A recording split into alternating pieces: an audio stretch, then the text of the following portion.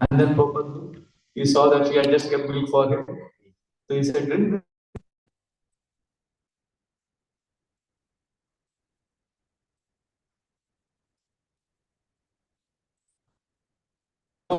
drink. Prabhupada wanted to see, wanted to feel the joy of seeing his daughter drink milk in front of him.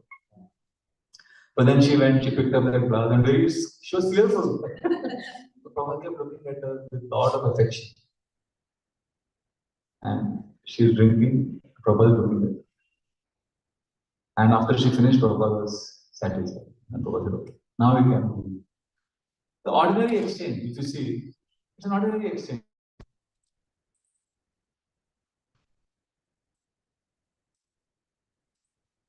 Prabhupada did this. He gave love. And that's why devotees serve for so many years.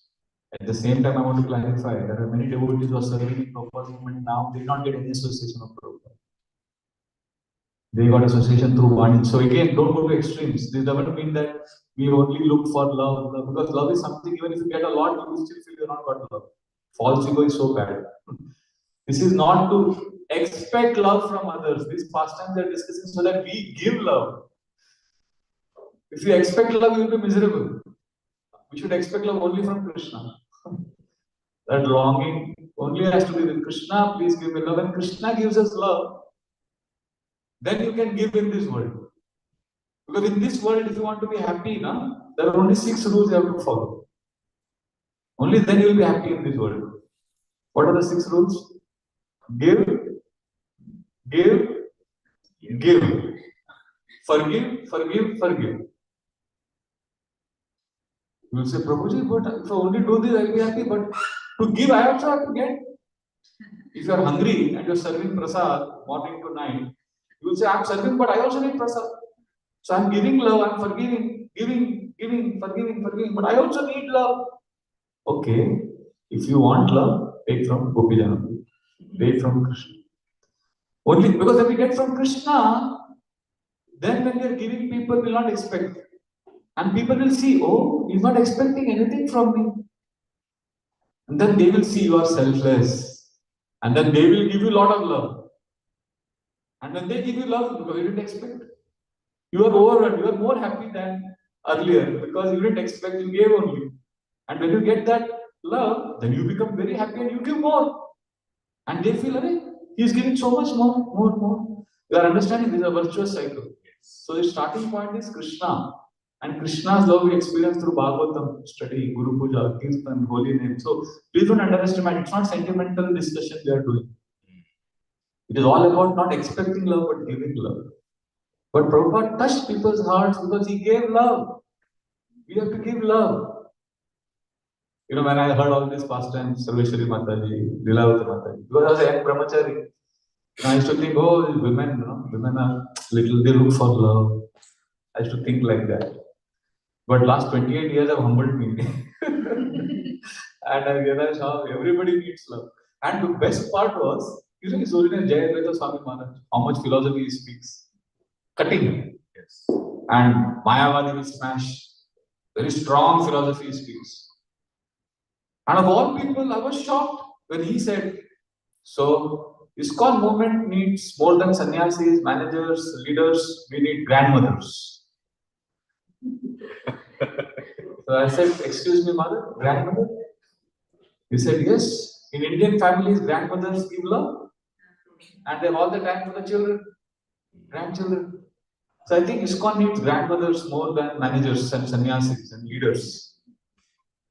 So then recently I met Maharaj, Jayadvaita Swami Maharaj. I said, Maharaj, you spoke this first time in 1993 in one Back to God magazine article. So I said, that was 33 years ago. Do you still subscribe to that? He said, yes, of course. We need grandmothers, more and more grandmothers now. So this is a very important point. It's not simply women who need love or sentimental. Men also, because everybody who is in this trapped in this body is looking for Krishna, and Krishna's love we experience through our social interactions. Some of you are very fortunate if you have parents who have given you this love. Some don't get that in childhood, but then we have Krishna. Somehow we have to give love and receive love. That was Srila Prabhupada's philosophy. And Srila Prabhupada lived by this. He gave this. You know, Srila Prabhupada, when he started ISKCON in 1966 in New York, he used to give classes and he said, New York is a horrible place. This is what he used to say. It smells like dog's stool. Horrible. And one day while giving class, he mentioned, India is so wonderful. And that was the month of June, May, June, July. And Prabhupada said, in India is so nice. At this time of the year, in India we get nice mangoes. America, New York, horrible. You don't even get a mango. There's a class, huh? Proper class he is giving. So in the class there were young boys and girls sitting. So there was Steve Guarino, there was Chuck, Bruce, Greg, Wally, all these young boys. So Steve was a little older than everyone. He was 26. Others were like 19, 20. So he was already seen as somebody senior in the group. And Steve had a soft heart. So Steve always wanted to serve Swamiji. That time Srila Prabhupada was called as Swamiji. He wanted to serve Swamiji, make him happy. So he saw, oh, Swamiji likes mango. Swamiji is speaking about mango. I'll get mango for you. So that day he went searching for mango. And like Prabhupada said, Prabhupada knew what we were saying. There are no mangoes, horrible. So Prabhupada knew it, but he was saying, no, I have to get it. So he searched. There were no Indian stores that time. 1965 Indian, not many Indians were there in New York. So he kept searching. After 4 or 5 hours, he finally got one mango. With great joy, to please Swamiji, he brought that mango. Now he didn't tell anyone that I searched for 5 hours. I did all that. But next day I was sitting, morning Prabhupada gave class. After the class, we have this culture, we get up, we meet people. So Prabhupada got up and Steve came in front and gave that mango. And Prabhupada's eyes became big. Huh? Mango? And then Prabhupada nodded his head, beamed. He accepted that mango and then with his right hand, he rubbed Steve's hair and said, very good boy. So when Prabhupada said, very good boy, everybody laughed, like you are all smiling. So when they laughed, Prabhupada got confused. Because Prabhupada thought they are laughing means they are joking or something amiss. So then Prabhupada looked at them and he was wondering why they are laughing. Prabhupada thought something wrong has happened. So Prabhupada said, no, why are you laughing? You know what Prabhupada said? Why are you laughing? This is love. These are the exact words Prabhupada. What he meant, that he giving me mango, Prabhupada knew it's not easy to get mango. This boy must have gone long distance. Now, this was one off incident. Prabhupada was every day preaching, traveling, then he went to San Francisco. Then ISKCON spread like wildfire. Prabhupada was traveling one city to next city. Like there is one journey, if you read, Prabhupada night, he sleeps at 10 o'clock in Juhu, wakes up at 2:30, takes shower, goes to airport, takes a flight to Singapore, then is waiting for 5 hours. Then from Singapore, he takes a flight to Sydney. Then Sydney, basically there is a delay. So he leaves morning, he gets up at 2:30 in the morning. Next day, evening, he reaches Sydney because it's a long travel, craziness. And when he reaches directly, goes, he gives class in the temple, arrival lecture. Then he goes, takes shower, comes back and gives Bhagavad Gita class. Then question answers. Then sleeps at 10:30. Gets up at 3 o'clock, 2:33 and starts his translation as if nothing has happened. And 6 o'clock is down outside the temple hall to go for his morning walk. Everybody was even morning walk. And all the other disciples, servants, they are exhausted. Nobody's woken up. And he was going. That is what he was. Power packed preaching, traveling, lectures, initiations. And like this ISKCON spread, wildfire, 1976 came. 10-year anniversary of ISKCON. Devotees had made big cake, 10th anniversary. And Prabhupada had that cake in front of him, and all devotees are standing in front of him. And Prabhupada now is global Acharya. 1966, when he started ISKCON, people were amused when he said we are starting International Society for Krishna Consciousness. So there are only 10 people sitting in front in New York, and some old Swamiji is talking about International Society. And now 1976, Prabhupada is global Guru Acharya. And Steve has become Satswarup Das Goswami's Maharaj. He's controlling whole of, everybody has been given one continent to manage. Not one small center. One continent. Bruce Brahmananda Swami. He went to Pakistan, Bangladesh during war. Big people. Greg Gargamuni. Wali Lumapati Swami. Chuck Achyutanand Swami, Keith Krishnanand Swami, everybody is big sannyasi with danda and thousands of devotees are there. And Prabhupada is big global acharya. And Prabhupada is blowing the candles, cake, and Prabhupada looks at the devotees and says, and our Satswarup Maharaj used to get me mango. Devotees are shocked. That one incident, Prabhupada remembers, look at the context where he remembers this. So Satswarup Maharaj writes in his book that I was shocked that one incident, which was a casual Prabhupada. That means he gave love. Prabhupada not only gave love, he received love also. And he noted it because he's connected to Paramatma, because he is in love space. See, only when you are in love space, you remember these kind of exchanges. If you are in the head space, you are in the mode of controlling global acharya, we have to make preaching mission, we have to do this, we have to do that. Then you will not remember all these exchanges. You will remember money, temple, donations only. The fact that Prabhupada remembered this incident shows that he was in the love space. He wanted to give love and he wanted to receive love. This is very important, this is how we have to present Srila Prabhupada also. Sometimes when we read Prabhupada's pastimes, we sometimes start getting feeling that, Prabhupada was only, calling people rascal and doing big temples and projects. No, he was in the love space. I'll tell you, yesterday only, day before yesterday I was hearing Prabhupada's class. I don't know if you have heard this. 1972, Prabhupada gave series of lectures on nectar of devotion in Vrindavan. They are very famous lectures. October 16 onwards, 1972, Vrindavan Kartik. It's an amazing series of lectures. You feel you have gone to Vrindavan because when you hear those classes, it's outside Rupa Goswami Samadhi. And there you can hear peacocks chirping, you can hear all the birds, early morning classes.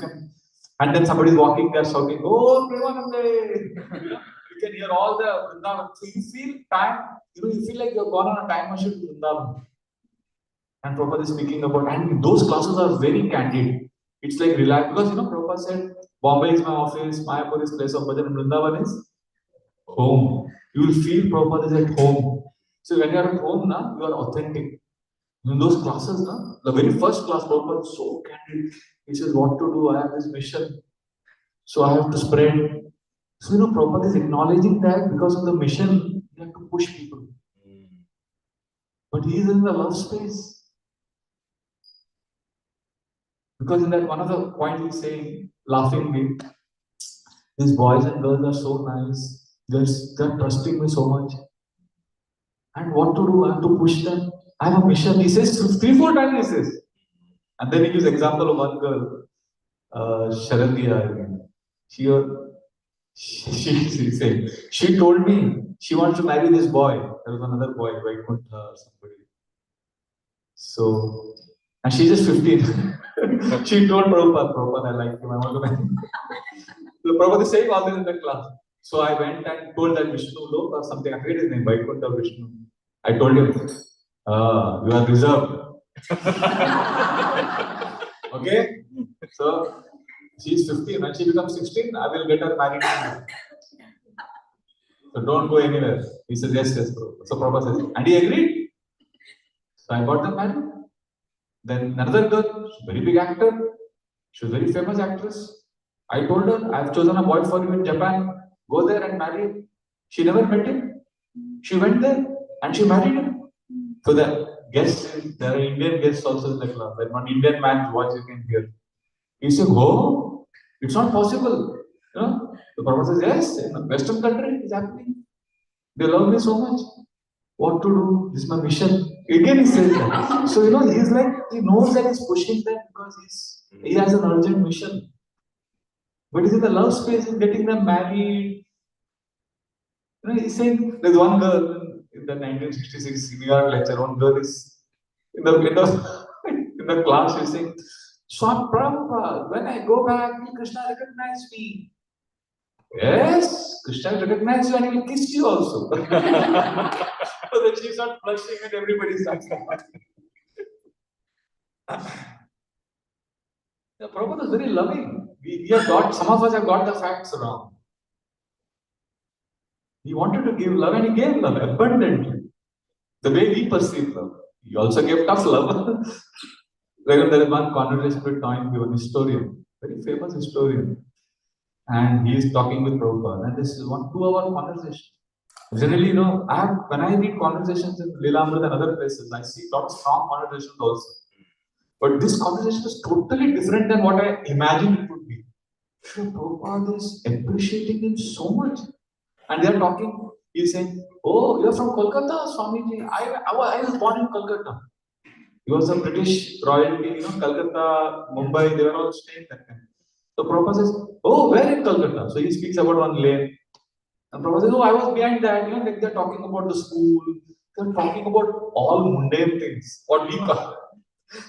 Not mundane, Prabhupada, every word is nectar. I'm just saying, he's talking about ordinary social dealings in love space, and Prabhupada is insisting he take prasad, and then finally in the conversation, that historian says, I'm very ignorant, I'm not spiritual like you, Swamiji, Your Highness, I'm not. So he's in a very British accent, he's saying, I don't know much, I'm like ignorant. You know what Prabhupada says? Oh, this is Trinadapi Sunichena. You are practicing humility. Prabhupada calls him Trinadapi Sunichena. I'm worried. Prabhupada could have called him, you are a rascal eating cow meat. Prabhupada could have chastised him. So, point is, Prabhupada gave love. And why, this is important is because we all are vulnerable. If you see now, although we want Krishna, soul wants Krishna, but at the bodily level, we have vulnerable, means we are prone to death, disease, heartbreaks. See, we all have insecurity. That insecurity comes from being vulnerable. We are fallible. So when you are vulnerable, you need somebody to come and hug you and tell you that I love you and don't worry, you are safe. So what happens when we give love? We feel safe in this world. We may not know it consciously and explicitly, but subconsciously we are all living in fear. We all have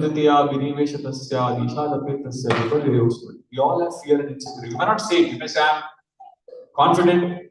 We show ourselves as brave, confident, but we're all fearful. That fear is there deep. So at such time, somebody comes and gives love, suddenly we become safe. We feel safe. Because in this world, we can't trust anyone. Subconsciously. We are, what I call this as, Krishna consciousness. The opposite of Krishna consciousness, I call Murgi consciousness. Murgi means, Murgi, Hindi? Chicken, hen. So what Murgi does? Have you seen Murgi eating food? How she eats? She's picking up grains from the floor. She keeps looking here and there. You see? Why she keeps looking here and there? Fear. Fear. The cat will come and pounce. So when you are taking prasad, do you look like this here and there? No, we confidently. But inside, we are murgi. Always afraid. Somebody is going to beat me. Somebody is going to unlove me. Somebody is going to. Facebook nowadays, biggest depression is people unfollow. Or they don't reply to your WhatsApp message, then you get depressed. Always we live in this insecurity. So in that space, when somebody is vulnerable and somebody gives love, then you feel safe. And vulnerability is a truth. And even Srila Prabhupada showed his human side, vulnerable side, to few intimate devotees. See, Prabhupada was a preacher, lion on chairs and lamp at whom Prabhupada sits. At home, and with devotees, he was vulnerable with intimate devotees. And that's why he became more endearing to devotees. Like, Srila Prabhupada was in Rishikesh in May 1977. And suddenly, he was there for recovery, health recovery. And Rishikesh is good weather in May. It's not very hot. Ganga, it's Himalayas. But one day there was a cyclone and Prabhupada's health became very bad. So devotees thought Prabhupada is going to leave his body. So they rushed him from Rishikesh to Vrindavan in car. So when they came to Vrindavan, already the news had come there that Prabhupada is coming to leave his body because he is very sick. So when he came to Temple Hall, first he wanted to, so devotees were waiting for him with anxiety. So when Prabhupada came, now he's come from, please understand the context. He's come from Rishikesh to go back to Krishna. So devotees are waiting, they are sad, and Prabhupada enters the temple hall, and all devotees are sitting, and Prabhupada gives a short talk. So devotees are holding him. Bhakti Charu Maharaj, Tamal Krishna Maharaj, they're all there. Prabhupada says, what is there to lament? This body is a bag of bones. We all will die. Take shelter of Krishna. Read books. We are not the body. We are heavy, strong class. And devotees start crying because they realize that Prabhupada is saying this because he wants to leave. And it's true also, philosophy. We are not the body, we are the soul, we will die. All that happened. And thank you very much. Class over. Prabhupada is lifted in the chair, and behind Krishna Balaram temple is Prabhupada's house, Prabhupada's quarters. So as soon as they enter the quarters, there is nobody there, only 2-3 devotees and Prabhupada. And Prabhupada looks at Tamal Krishna Goswami Maharaj and just drops his strong posture. Prabhupada says, Tamal, please encourage me.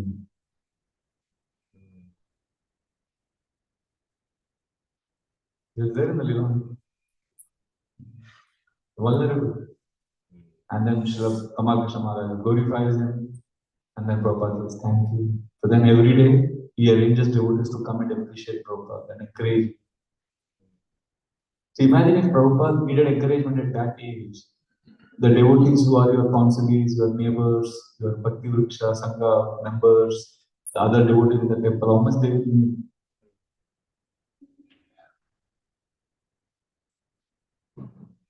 And Srila Prabhupada was vulnerable even in October, just before leaving this world. If you read Tamal Krishna Goswami Maharaj's book, Last Days of Prabhupada, Servant of Servant, I think. So there, now Prabhupada is sannyasi. Sannyasi means nothing to do with family, especially wife. If you are a grahastha, then taken sannyas, you should never meet your wife again. And Prabhupada never met his wife again. He followed strict sannyas laws. But before leaving the world, he's telling Tamal Krishna Maharaj that at least 15 times you will find in that book. So please keep pension for my wife and my children. Then after a few days again that. So how much pension have you kept? Have you kept? Keep. So he wanted funds to be kept so that every month his wife and children are taken care of. Not once, if it was once, you can read that. You will find at least 15 times you will find references in that conversation. So what does all this mean? This means Prabhupada was vulnerable, he was honest. We say we are spiritual beings with human experience. I say we are human beings with spiritual experience. We can't deny our humanity. We are spiritual beings. That is that reality, the beginning of the class I mentioned. That we have to focus on spiritual reality. Hearing, chanting, because only Krishna can satisfy us. But this reality we cannot ignore. Our humanity, our vulnerability, we cannot ignore.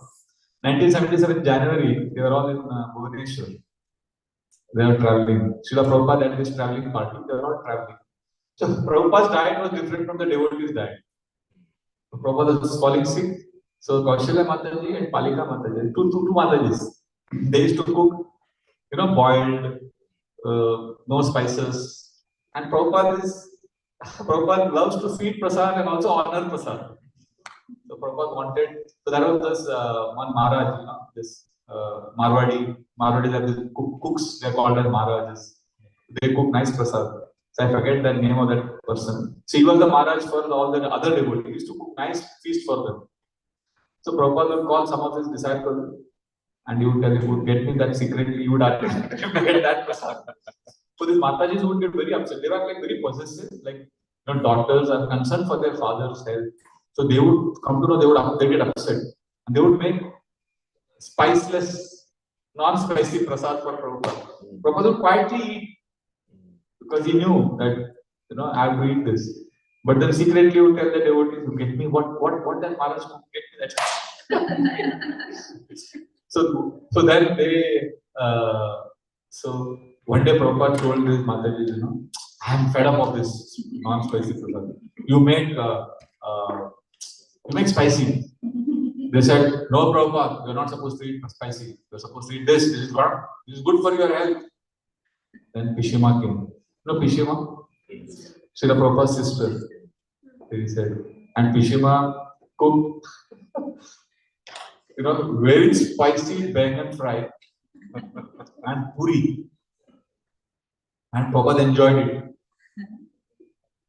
And Prabhupada was satisfied. But it was not agreeable with his system. Again, he felt sick. So again, the Matajis made non-spicy. Prabhupada ate, but Prabhupada was not happy. So then Prabhupada called the sannyasis, different disciples are sitting, men were sitting with him in the room. Prabhupada said, you get me that Maharaj's prasad. Then Prabhupada did it. And the Matajis came to know. And Prabhupada said, don't tell them. don't tell them. So then they laughed. When they laughed, the Matajis in the kitchen, they understood that Prabhupada is eating, or they are laughing at our expense. So they came outside. They said, Prabhupada, you're not supposed to eat this. This is not good for your health. You will fall sick. Why don't you understand? They were like very intense. And Prabhupada is eating. And everybody looking at Prabhupada now. He has to answer. And Prabhupada said, the prasad you give me has no spice. And no spice means no taste.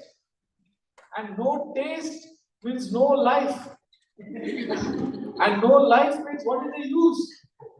Prabhupada said, what is the use? So better eat this prasad. All glories to, Prabhupada mentioned that Prabhu's name. And all glories to his cooking. And then everybody laughed, and even the Matajis laughed. Because that was very human, very vulnerable, appreciating nice prasad. So generally, when I once spoke this past time, one devotee couldn't stop his ecstasy. He shouted loudly, Mahaprasad ki jai. No, I was talking about the principle here is being human, being vulnerable, being authentic. And in that space, you can actually give love. If you act as a pure devotee, you cannot give love. Pure devotee gives love because he is vulnerable. Not because he is human. Because he has taken up this body. Even Krishna is vulnerable. I was hearing my Guru Maharaj's class yesterday, Kaliya pastime. He is saying Krishna was so vulnerable. He was caught in the coils of Kaliya. And seeing the vulnerable condition, Yashoda mind and everybody's love became more. And then Guru Maharaj went on a detailed explanation about how when God is vulnerable, what happens. He spoke about Ram crying for Sita, looking for her everywhere. And Maharaj said, because of that, Hanuman's service became extraordinary. He wanted to serve. Oh, my Lord is crying. So then Maharaj gives example of Mother Sita, how she was vulnerable. So vulnerability is not a weakness.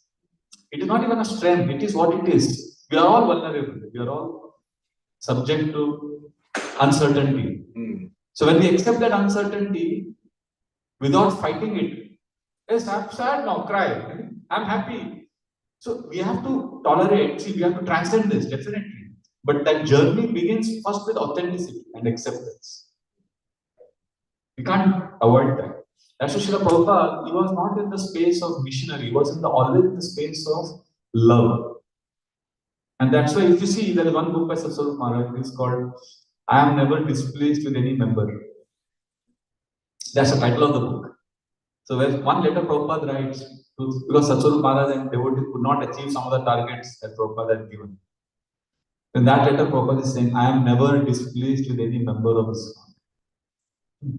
So he made that one line of that letter as a title of the book. And there he writes so many things. How Prabhupada, when his wife, he was for earlier Grihastha, so his wife Jadurani Mataji had, some illness. So Prabhupada would write detailed letters about, okay, she should take a nimbu mixed with haldi, something, some medicine. And you talk about, okay, take milk, don't stop your painting work, go chant extra rounds and just relax. Prabhupada encouraging is, we don't read these letters. We read about how Prabhupada said, okay, make 10 temples, distribute, double the book distribution. This we read and hear many times, but we don't read these pastimes. This is also there.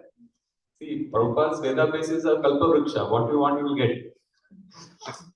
If you want to eat Prabhupada calling rascal, you will get that also. That is also love only, of course. But, like Ahegriva Prabhu was translating, he was transcribing Prabhupada's words, Bhagavatam, typing. So the typewriter was kept, he pushed the typewriter little with his feet. So Prabhupada came to the room and he saw him pushing the typewriter slightly with his feet. It's a machine, right? Prabhupada said, no, you can't do that. This is being used for Krishna's service.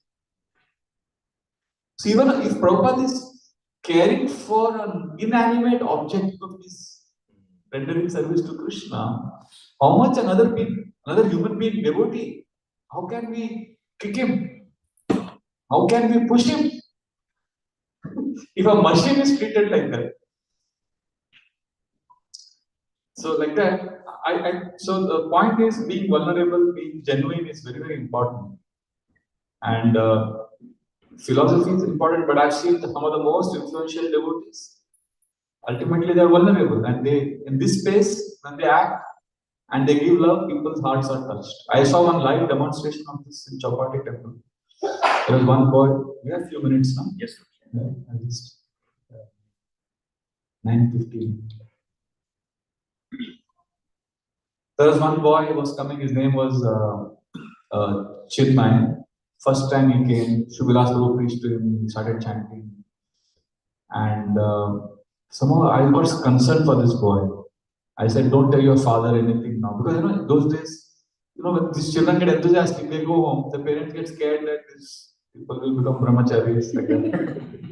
So I told him, "Don't tell your father, please. He'll not understand." Because the boy was enthusiastic. He started chanting beats, etc. Don't tell at home. And we did exactly opposite. And he told at his home. Oh, what he did. So basically, I didn't see him for a few days. So I thought he told at his home, and his parents have stopped. After a few days, when he came, he said, "I told my Prabhuji, I told my father, and my father is very concerned." He said, "Son, wait, I'm coming." His father was out of Bombay. Father, I'm coming Bombay next week. I want to talk to you something very important. So, Prabhuji, so my father is said he's coming. So that's why I could not come, and he said, "Wait, I want to tell something." So I thought he's upset with me. But Prabhuji, so I as you were saying this, I thought, okay, now father is upset that his son went to ISKCON. Because he called his father and said, "Papa, I went to ISKCON, I started chanting Hare Krishna." So his father said, "Oh, wait, I'm coming. I want to talk to you something very important." And he hung up. So this son he's telling me all this, and I'm thinking, oh, his father must have come and chastised him. But what happened? He's saying, "Prabhuji," then he smiled. But my father came, and you know what he said? He took me to the attic in the house and he showed me one trunk. And there was Krishna book of 1978 edition. Bhagavad Gita 1978 edition and one bead bag, old bead bag. And my father had tears in his eyes. He said, "Son, I'm so happy you're going to ISKCON. Because when I was a young boy, I was doing my master's in Boston. I had gone to America to study.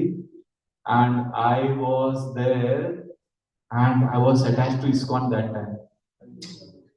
And there was a nice brahmachari, sweet, beautiful, tall brahmachari. His name was Niranjan Das. He was so nice to me. He used to come in his cycle to my university. He used to give me cake. He used to get Mahaprasad. When I went to temple, he used to feed me so much Mahaprasad. And then he also told me to chant. So how could I say no to him? So I chanted 16 rounds to make him happy. And then I got so much love. He's such a nice brahmachari. He was so loving. I can never forgotten him. His Chinmay's father, Chetan Kanakia, is telling his son about Niranjan Das Brahmachari, whom we met in 1978, and this is saying in 2013. How many years have passed? 35 years later, he's recalling all this with great happiness. And he's saying, but you know what happened after my MS, I had to come to India. So chanting was not so strong. Then I got married to your mother and fell in Maya. So he's telling all that it's gone bingo, you know. So and this boy is very new and he's telling me all this. That is what my father is saying. And the father at tears, he said, son, you are very good. You should keep going to ISKCON. You chant. I could not do it. I am rascal. But you should continue. So Prabhu, you said, don't tell your father. Good, no, I told my father. And I got super excited because this Niranjan Das has now become and Niranjan Swami Maharaj was staying in Chowpatty temple that time. And he was scheduled to give Prerna Youth Festival lecture after 2 days. So I told him, let us surprise your father. Don't tell him anything about Niranjan Das Brahmachari. Because now he's a big sannyasi with thousands of disciples, he's a big leader. Just tell him there is a youth festival and you are a special guest. So we'll give a special invitation pass, VIP pass. So he came. So his father didn't know anything. His father was thinking, oh, my son is going to ISKCON and I've been called a special guest. So he's sitting there and I'm watching. I'm one of the organizers, youth preaching. You know, I was HOD ad hoc department. Maharaj is going to enter and I wanted to look at Chetan Kanakia's face. So when Maharaj entered, you know, he could see all the different emotions in his face. I didn't have, those days we didn't have smartphone. If I had, I would have. So then Maharaj came and Maharaj giving class, amazing class, and the whole class is smiling, you know, eyes are moist, he's so grateful. It was like a Chataka bird taking everything. And after the class, Maharaj led a rousing kirtan. After the kirtan, in India, we have this culture, we get up, the people come. So everybody surrounded Maharaj. And Mr. Kanakia is running. He's like literally from there, he wants to come close to Maharaj. And he's behind all the boys. Maharaj is talking to all the boys. And he's like, Swamiji, Swamiji. And Maharaj is looking at everyone. Maharaj looks at him. And Maharaj froze. Oh. Maharaj says, Boston? Maharaj remembered Boston. When Maharaj said Boston, that man started crying. And then Maharaj, everybody, the whole thing froze. Everybody, there was pause button. Maharaj kept looking at him. After he said Boston, after a few seconds, Maharaj said, Chetan? So after 35 years, Maharaj, first he said Boston, he started crying. When Maharaj said Chetan, he started wailing. You know what is wailing? Yes. Wailing is crying multiplied by 10x. And I've never seen a man. I've seen my mother wail, but I've never seen a man cry like the way this man was crying. It was like, wow. He must have really going through some intense emotions. And then Maharaj embraced him, held his hand, showed him some painting. They spoke something for a few minutes. And then Maharaj is a sadhu, sannyasi, not attached to any house, home. He went on. Sannyasis keep traveling, giving Krishna. मुसाफिर यारो न घर है न ठिकाना चलते जाना है. Maharaj went and this man he told me, I'm going to start chanting 32 rounds every day. He started chanting 32 rounds to make up for all the lost years. So this is amazing. So these small interactions, you know, we're giving cake, prasad, we don't know how it impacts somebody, what. Like when I was a brahmachari, I remember Gaurang Prabhu, we all know him as a great manager and powerful, he snap his fingers. Stoka Krishna Prabhu was a brahmachari in our ashram. Very shy, gentle, soft-hearted, sweet. And hey Stoka! And Gaurang Prabhu's kurta would be torn, button would be torn. You would remove his kurta, make it into a ball and throw it. Hey Stoka! I want it by tomorrow evening. And so Krishna Prabhu would love to do stitching seva, extra seva. Nobody gave him that seva. Out of love, he would make. And the next day evening, Gaurang Prabhu, hey, shirt, kurta, put it hang. Hey, lazy fellow. We would joke with him and we would hit him on the back. They were good friends, but I always saw Gaurang Prabhu as in command, in charge. His love language was seva. But he's also vulnerable. Like you are vulnerable, I am vulnerable, we are all vulnerable. We all are human. So then time passed, and so Krishna Prabhu left the ashram, he became grahastha, then his wife was pregnant, and when just because she was about to give birth to a child, so Krishna Prabhu was diagnosed with stage 4 cancer. And we are all in denial initially, and then reality dawned on us. So we stayed in the temple room, guest room. We were chanting because he's our brahmachari. And his wife just gave birth to a baby, and a few days after the child was born, he passed away. How much pain he must have gone through. Anyway, we were all chanting. So last days, my service was to read Bhagavatam for him, so that he remembers Krishna as he is living this world. And I saw Gaurang Prabhu enter the room, and he's arguing with Dwarkadish Prabhu, who's our main doctor. He's saying, "Yes, Stoka ban jayega." And Dwarkadish Prabhu said, "Gaurang Prabhu, he's in the last stage of cancer, and not only last stage, like anytime in the next 48 hours. Gaurang Prabhu, I've never seen him like that. Illogical. No, kuch to hoga, Prabhuji. Kuch to hoga. There has to be some way, He's talking about different treatment, different alternatives. He's like, that desperation. I was like, oh, he's human after all. That is love. Only a human can see. Pure devotee's love is another level. You cannot fathom it. Here, Gaurang Prabhu is arguing with him about. He's arguing illogically with Dwarkadish Prabhu about how Stoka can be revived.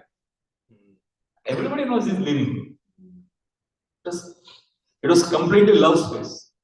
And then Gaurang Prabhu became restless. He saw I'm reading Bhagavatam. Kya kar raha hai? I said, Bhagavatam padna. And so Krishna Prabhu is on pipes, wires. He's gasping for breath because he's giving morphine. He's in pain. And he's last days. So Gaurang Prabhu said, Chamai padna. He wanted to basically handle his emotions because it is intense. So he took the Bhagavatam from me. He sat and he started reading those sections. Gaurang Prabhu's voice, as he started reading, so Krishna Prabhu is on the bed. He suddenly heard that voice because it is recognized because his old friend, right? And he looked from the corner of his eye and his hand started moving like this. He started shaking, doing like this. And Gaurang was looking at me. Hey, kya ho gaya isko? I said, "Ek minute, he's saying something." So then I saw and looked at Gaurang Prabhu, and so Krishna Prabhu was doing like this. And I said, Gaurang Prabhu, aapka kurta dekho, button was torn. So Krishna Prabhu was saying, basically, give kurta, and he was doing like this. I want to stitch. So then I said, Prabhu, aapko kurta mang raha hai wo, usko stitch karne ka. And when I said this, so Krishna Prabhu kind of acknowledged that I was right. I was spot on. I had understood what was the situation. I said, Prabhuji, aapka kurta mang raha hai, usko stitch karne. And then so Krishna Prabhu was like, yes. Again he did. Give your kurta, I will stitch. Tomorrow I will give you back. Like that he's doing. Just before dying, leaving this world, this is the communication they're having. And Gaurang Prabhu completely broke down that moment. So I saw this, I said, wow. When he was in the ashram, every day I used to see, because my locker, Krishna Prabhu's locker, Gaurang Prabhu's locker. Every day running around, shouting at each other, getting things done, eating prasad. But small exchanges of some stitching kurta for someone, I didn't realize at that time that this would mean so much during death.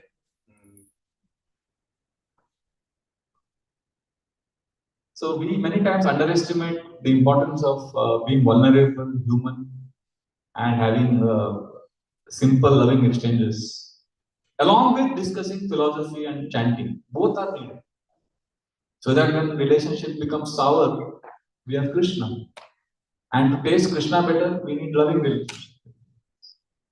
Hare Krishna, Krishna Krishna, Hare Hare, Hare Ram, Ram Ram. Thank you. I went on now. Srila Prabhupada ki jai. Anyone comment or question? It's late. Yes, Prabhu. Thank you very much.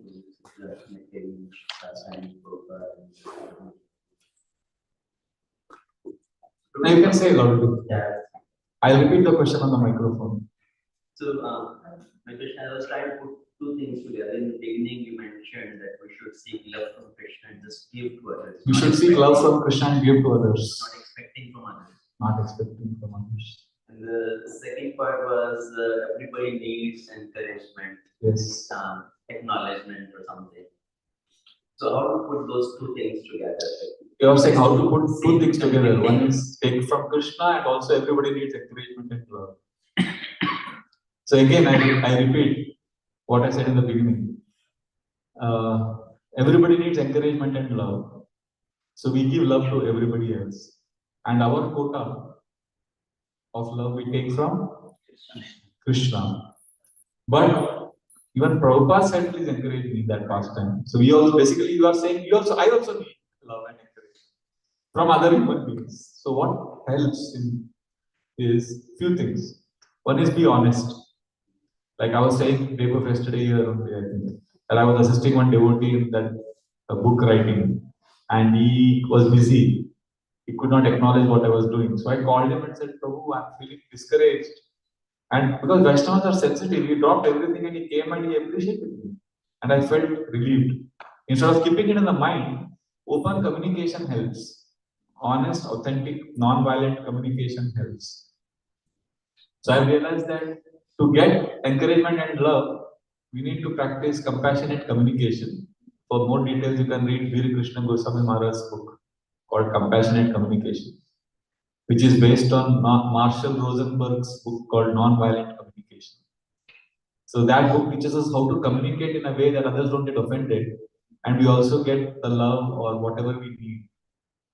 Otherwise, we keep imagining and speculating. So this is one way, honest, open communication. Second, hang around or have relationships with devotees who are of equal, same mindset, same cultural, it helps to get love, appreciation from people who have, we get along with some people better than others, without disrespecting others. We need to have some close friendships. So these are two things which really help. And third, most important, we have to keep going back to Krishna.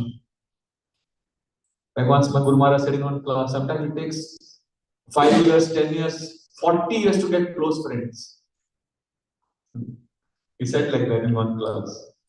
So it's not easy to get heart-to-heart relationships in this material world. If you get, it's great. If you don't get, wait. Keep serving Krishna, serving devotees, and giving. Prabhupada, he was completely detached from material world. There in New York, he writes this letter to his friend, there is danger everywhere. There was a sniper was shooting. Crazy place, Prabhupada saying that there is danger everywhere, but I don't feel any danger. I feel every place is my home. Because he was with Krishna. We have to be with Krishna, Prabhu.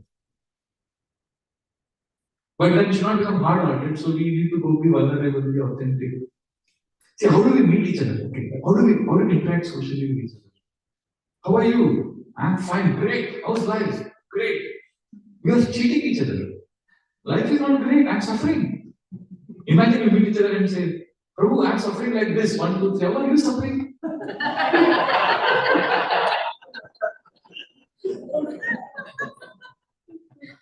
So again, now don't put other extreme. Not that you go and tell all the problems we have to everybody. No, that's not the point. Be vulnerable at least. See, at least don't tell details to everyone, but be Prabhu, I'm suffering, struggling. Like my very dear friend Anand Prabhu. Whenever you ask him, who are you? He says, I'm suffering, but enjoying. He will not tell me the details of how he's suffering, but life is tough. Be vulnerable. You know? So that authenticity is needed. Then you get good relationships. Like I'm talking about Anand Prabhu, he's such a tough man, you know. Always chanting 192 rounds, 64 rounds. Hurry, go, hurry now, go back to Godhead. Go back to Godhead. Material world is nonsense. Very heavy class, strong class, but he's so human. I told him once, Prabhu, okay, you're 60 now, give up everything. Go to Vrindavan, you have enough money. Take one of the stuff. Chant Hare Krishna in one corner in Vrindavan. Right? This is what you should tell, no? So much you have spoken about back to Godhead and Krishna shelter. Now you are 60. Give up everything, go to Vrindavan and chant Hare Krishna. Quietly. You know what he did? Very sheepishly smiled. Hey, Presbyterian. Sometimes all of you follow Hindi? No? Yes. Others doesn't follow. I'll say in English. He said in Hindi, but Hindi it was sweet. In English, what he translates, he said, Presbyterian, you know what to do. You know, I sometimes get this back pain and all that. My wife, Tulsi, the wife's name is Tulsi. She makes very nice kada, hot kada. So if you go to Vrindavan, would you give me that kada? I said, wow. So he's honest. And then I remember in one of his classes, I said, all the men are chanting 64 rounds. Women are also chanting, but some of the women are getting prasad for all these people. So I said, so these Matajis did not chant 64 rounds, but they will get the same credit because they were serving those who are chanting 64 rounds. But he got upset. No, they will get more credit. Because he knows how much they have sacrificed for their happiness. So spontaneously came out of his mouth. No, they get more credit, Prabhu. I said, that is true. So the point I'm saying is, being vulnerable, being human is not a sin. We can practice pure bhakti. So you can confess, Prabhuji, I'm not feeling love. And you can express. And then you may get a feedback. Prabhu, we're already getting so much love. Be grateful. We need to take that also. Because love, false ego is very deadly, by the way. False ego is so deadly that even if you get a lot of love, you think, I'm not getting love. So in ISKCON, we get prasad, right? We get no prasad. Do you worry about it so much, prasad? No, we get prasad. Similarly, love you will get plenty in ISKCON. But sometimes we get sauce, we get the other aspect of it. That is Krishna's love also. If you chant sincerely, you will hear Krishna tell you, I love you, but you will also hear Krishna tell you, you are a rascal. So my understanding is, we should honestly reveal our heart, but if we don't get, be like Prabhupada, learn like Prabhupada, be detached, move on, come to Krishna. So that I can read that bhajan, I'll end with this. Vrindavan bhajan 1954, Prabhupada wrote about how there is no love in this world. It's all family had left him. He had nothing. So he took complete shelter of Krishna. He writes in that bhajan, where is my family? Where is my parents? They gave me so much love when I was a child. Where are they now? It's all names. Everybody is gone. So he's expressing his pain and he's saying, I'm crying in this wilderness, but I'm also laughing at the way this samsara is created. So this kind of deep introspection prayer is needed to understand that there is no love in this world. But that doesn't mean we go to the other extreme and become hard-hearted. We become vulnerable. And this is a journey, Prabhu. We need love. We express our desire. If you get it, we are grateful. If you don't get it, we continue. Shall we stop here? Okay. Thank you very much, Srila Prabhupada ki jai. Thank you very much, Hare Krishna. Yeah.